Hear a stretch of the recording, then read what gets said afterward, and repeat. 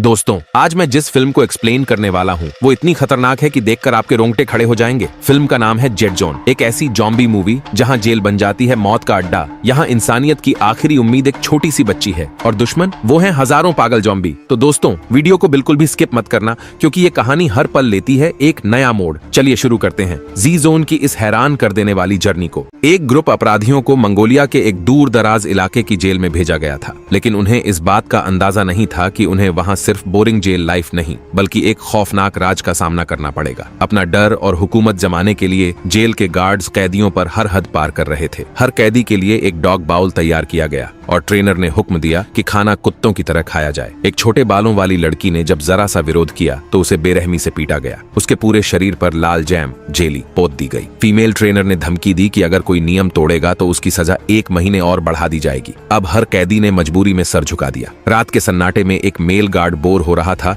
तो उसने सोते हुए कैदियों को तंग करने का प्लान बनाया, लेकिन उसे अचानक एहसास हुआ कि एक बिस्तर खाली पड़ा है। कौन सोच सकता था कि इस हड्डियां जमा देने वाली ठंड में भी कोई भागने की कोशिश करेगा। लेकिन वो जेल इतनी दूर और वीरान थी कि पूरी रात भागने के बाद भी वो अपराधी पहाड़ों से बाहर नहीं निकल पाया। आखिर में उसे पकड़ ही लिया गया, एक बैग में बंधे हाथों के साथ। गार्ड ने सभी के सामने उसकी जमकर धुनाई की। गार्ड ने चेतावनी दी कि जो भी भागने की कोशिश करेगा उसे डॉग केज में 3 दिन रखा जाएगा। साथ ही कहा कि अगर कोई एक भागेगा तो उसके साथ रहने वालों को भी वही सजा भुगतनी पड़ेगी। अगले कुछ दिनों में कैदियों को और भी बुरी यातनाओं का सामना करना पड़ा, लेकिन उन्हें नहीं पता था कि जेल के एक गुप्त हिस्से में एक टेंट में फीमेल ट्रेनर किसी लड़की को कहानी सुना रही थी। वो लड़की हैरान थी कि उसे वहां क्यों लाया गया। ट्रेनर ने मीठे मीठे झूठ बोलते हुए कहा, तुम्हारी मौजूदगी बहुत सी जानें बचा सकती है। और उसी वक्त बाहर कैदियों को एक बड़ी राहत की खबर मिली। गार्ड ने कहा कि जेल का डायरेक्टर आज एक मीटिंग रखी गई थी। मकसद था कैदियों की राय सुनना, लेकिन जिसे देखो वो समझ गया कि ये सब सिर्फ दिखावा है। अगर किसी ने सच में कुछ कहा तो जेल का डायरेक्टर बस अपनी कुर्सी छोड़कर चला जाएगा और कैदियों की हालत और भी खराब हो जाएगी। शाम की मीटिंग में सबने चुप रहकर समझदारी दिखाई।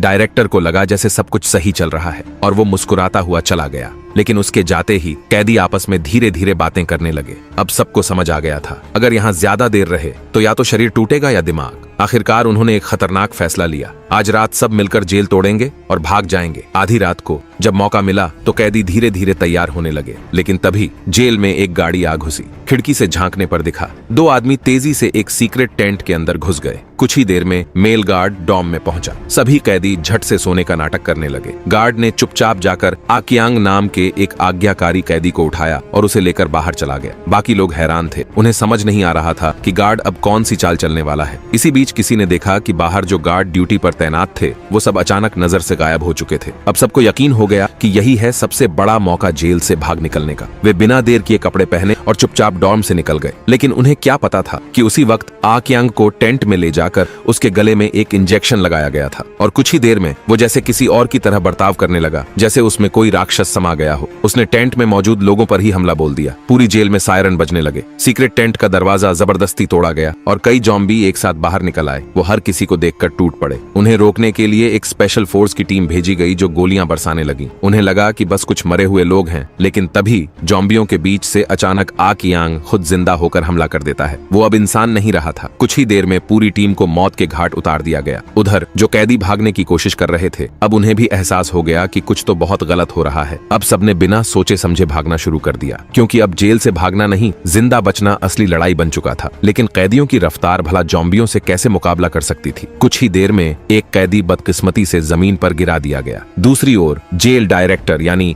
डियान यूजांग बहुत चालाक निकला। वो चुपचाप ऑफिस की तरफ भागा, वहां एक बॉक्स उठाया और जब बाकी लोग जॉम्बियों से लड़ रहे थे वो धीरे से एक ट्रक के पास पहुंचा। पीछे से एक जॉम्बी ने उसका पीछा किया, लेकिन उसने एक गोली चलाकर उसे वहीं गिरा दिया। डियान यूजांग फुर्ती से ट्रक में चढ़ गया। उसकी बाजू से खून बह रहा था, लेकिन इस वक्त दर्द की परवाह कौन करता है। उसने जोर से एक्सेलरेटर दबाया और ट्रक को दौड़ा दिया। पीछे रह गया मेल गार्ड जो क्रोधित नजरों से उसे जाते देखता रहा। इस बीच आसमान में हल्की रोशनी फैलने लगी थी। एक कैदी जंगल के बीच भागता जा रहा था। तभी अचानक एक काली परछाई उस पर टूट पड़ी। ये कोई और नहीं बल्कि वही मेल गार्ड था जो किसी तरह बच निकला था। अब हालात ये थे कि जॉम्बी बन चुके इंसान सबसे बड़ा खतरा बन चुके थे, इसलिए दुश्मनियां भुलाकर सब एकजुट होने लगे। दूर एक ट्रक खड़ा दिखाई दिया। कुछ बहादुर कैदी चुपके से ट्रक के पास पहुंचे, लेकिन जैसे ही दरवाजा खोला अंदर से 2 जॉम्बी निकल पड़े। गार्ड और कैदियों ने मिलकर एकजुट होकर उनसे मुकाबला किया।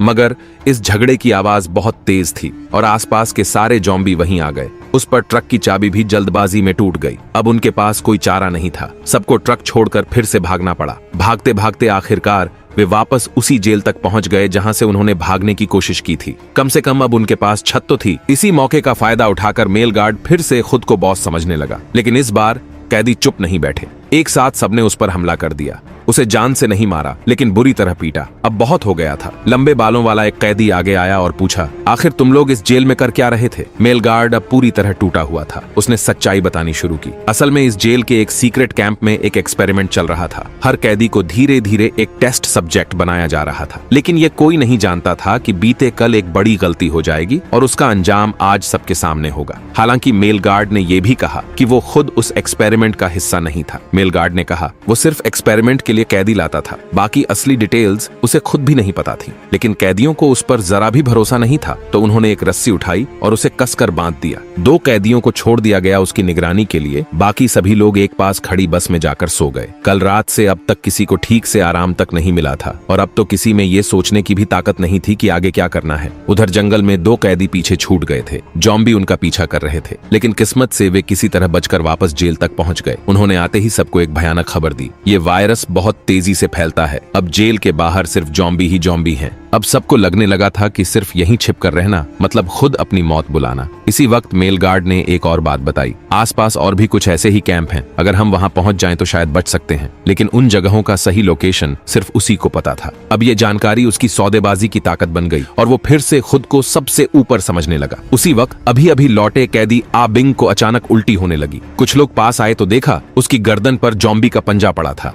बिना किसी शक के आ बिंग भी अब इन्फेक्टेड हो चुका था। बस अब ये देखना बाकी था कि वो कब जॉम्बी में बदलता है। कुछ कैदी झटपट उसकी जान लेने दौड़े, लेकिन लंबे बालों वाला कैदी उन्हें रोक कर खड़ा हो गया। तभी आ बिंग खुद खड़ा हो गया और मेल गार्ड की गर्दन से सीटी खींच कर ले गया। फिर पूरी रफ्तार से जेल के बाहर भागा। उसे पता था अब उसका वक्त पूरा हो गया है, इसलिए उसने चुनी कुर्बानी ताकि जॉम्बी उसकी तरफ जाएं और बाकी सबको भागने का मौका मिल सके। बस में बैठे कैदी कुछ देर तक तो सन्न रह गए, फिर एक एक कर सब भाग निकले। अब सिर्फ एक उम्मीद बची थी कि कहीं एक ट्रक और मिल जाए, लेकिन अफसोस आ बिंग जितने जॉम्बी अपनी ओर खींच सका, बाकी अब भी सब पर टूट पड़े। भागते भागते कैदी गिरने लगे। कई जिंदा थे पर ज्यादा देर नहीं। आखिरकार कुछ कैदी एक ट्रक तक पहुंच ही गए और वही लंबा बालों वाला कैदी जान की परवाह किए बिना सीधे ट्रक के ड्राइवर सीट की ओर भागा और इंजन स्टार्ट कर दिया। ट्रक की ड्राइवर, वो महिला पहले ही बुरी तरह डर चुकी थी। कैदियों के चढ़ने का इंतजार किए बिना सीधा ट्रक स्टार्ट करके निकल गई। बाकी सब लोग बस उसे जाते हुए देखते रह गए, निराश, लाचार। कोई चारा नहीं बचा था तो सब फिर से उसी पुराने कैंप की ओर भागने लगे। उधर दूसरी तरफ मेल गार्ड किसी तरह अपनी रस्सियां खोल चुका था, लेकिन वो भागा नहीं बल्कि वापस चला गया सीक्रेट लैब की ओर। उसे उम्मीद नहीं थी कि वहां वो महिला गार्ड अब भी मौजूद होगी और उसके साथ थी एक छोटी सी बच्ची जिसे वो अब तक संभाल रही थी। असल में वही बच्ची थी उस वैक्सीन की जिसमें छुपा था ज़ॉम्बी वायरस का राज। मेल गार्ड ने बिना कुछ सोचे महिला गार्ड को बेहोश कर दिया और फिर बच्ची को लेकर भाग निकला। उस छोटी सी बच्ची में था जबरदस्त दम। हाथ में भारी कुल्हाड़ी लेकर वो खुद ज़ॉम्बियों को काटती काटती मेल गार्ड के साथ एक और कैंप तक पहुंच गई। उधर लंबे बालों वाला कैदी और उसके 2 साथी भी दोबारा उसी पुरानी जेल में लौट आए थे। वो लोग एक नक्शा देख रहे थे, किस रास्ते से जान बचाई जाए। तभी महिला गार्ड वहां आ पहुंची। लंबे बालों वाला आदमी उस पर हाथ उठाना नहीं चाहता था, उसे चाहिए था सिर्फ सच। तो महिला गार्ड उन्हें लेकर गई मॉनिटर रूम की तरफ और वहीं उसने पहली बार सबको वो डरावनी हकीकत दिखाई। कैसे हुआ था ये पूरा एक्सपेरिमेंट। कुछ समय पहले वैज्ञानिकों ने एक ऐसा पैरासाइट खोजा था जो इंसानी दिमाग और व्यवहार को कंट्रोल कर सकता था। उन्हें लगा था इसे एक जैविक हथियार की तरह इस्तेमाल किया जा सकता है, तो उन्होंने कैदियों पर एक्सपेरिमेंट शुरू किया, वायरस से लड़ने की दवा खोजने के लिए। बहुत मुश्किलों के बाद अंत में उस छोटी बच्ची के शरीर से पहली वैक्सीन निकाली गई। लेकिन फिर आया असली ट्विस्ट। कैदी आ क्यांग, जो खुद इस प्रोजेक्ट का गिनी पिग था, वो पहचान गया कि वायरस अब पहले से ज्यादा खतरनाक हो चुका था। वैक्सीन बेअसर साबित हुई, बल्कि उसी से वायरस और भी म्यूटेट हो गया। अब ये इंसानों की अक्ल छीन लेता था और पहले से ज्यादा तेजी से फैलता था। अब इस वायरस को रोकने का एक ही तरीका था, वो बच्ची। लेकिन अब तो उसे मेल गार्ड उठा ले गया था। लंबे बालों वाले आदमी ने जब ये सब सुना तो उसने महिला गार्ड की बातों पर भरोसा किया और ठान लिया कि वो बच्ची को वापस लाकर रहेगा।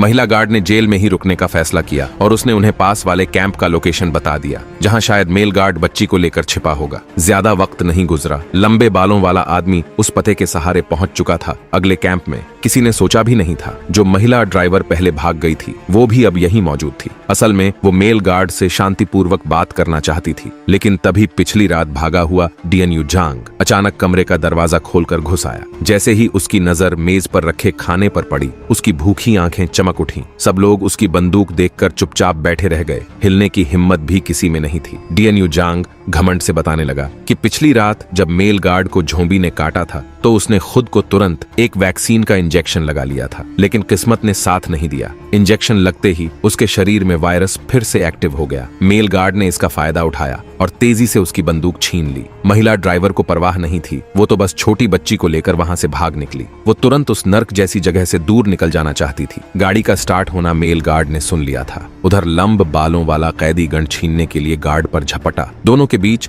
जबरदस्त हाथापाई होने लगी। इसी बीच जो महिला ड्राइवर भाग चुकी थी उसे शायद पछतावा हुआ। उसने कार अचानक रोक दी और तय किया वो वापस जाकर लंबे बालों वाले कैदी को बचाएगी। इस बीच लंब बालों वाले ने आखिरकार गन पर काबू पा लिया और बिना हिचक ट्रिगर दबा दिया। गोलियों की आवाज ने पास के सारे झोंबी खींच लिए, लेकिन उसने मेल गार्ड को मारा नहीं, क्योंकि उसे पता था अकेले वो कभी जिंदा नहीं बच सकता। दोनों ने मिलकर झोंबियों से आखिरी जंग लड़नी शुरू की। तभी महिला ड्राइवर गाड़ी लेकर वापस आ गई। वो जोर से चिल्लाई, जल्दी चढ़ो, पर अब देर हो चुकी थी। झोंबियों की संख्या बेकाबू हो गई थी। कुछ झोंबी गाड़ी तक पहुंच चुके थे और उन्होंने महिला ड्राइवर को बुरी तरह काट खाया। मेल गार्ड भी झोंबियों के बीच फंस चुका था। वो कुछ नहीं कर पाया, बस गाड़ी स्टार्ट की और जो बचे थे उन्हें लेकर भाग निकला। जब गाड़ी सुरक्षित जोन तक पहुंची, महिला ड्राइवर को एहसास हुआ कि अब उसका शरीर जवाब दे रहा है। झोंबी में बदलने से पहले उसने सबको छोड़ दिया, चुपचाप चली गई। अंत में लंबे बालों वाला आदमी और महिला ड्राइवर की जगह वो छोटी बच्ची को लेकर शहर के बॉर्डर तक पहुंचा, जहां नजर आया पूरा शहर खंडहर बन चुका था। और वहीं से शुरू हुई उनकी असली भागदौड़ भरी जिंदगी। बस यही थी झोंबी कंसंट्रेशन कैंप की पूरी कहानी। लेकिन ये पूरी वेब सीरीज कुछ अजीब सी लगती है। कहीं एक भी नाम ठीक से नहीं दिया गया, यहाँ तक कि मुख्य किरदार कौन है ये भी क्लियर नहीं। कहानी की थीम और फोकस बार बार भटकते रहते हैं, तो ओरिजिनल शो देखने की सलाह नहीं दी जाती। शायद इसकी वजह है कि ये शो मंगोलियाई भाषा में बना है और पूरे इंटरनेट पर एक भी ठीक ठाक ट्रांसलेशन नहीं मिलता। बस आज के लिए इतना ही। अगर आपको ये कहानी पसंद आई तो जुड़े रहिए, अगली बार फिर मिलेंगे।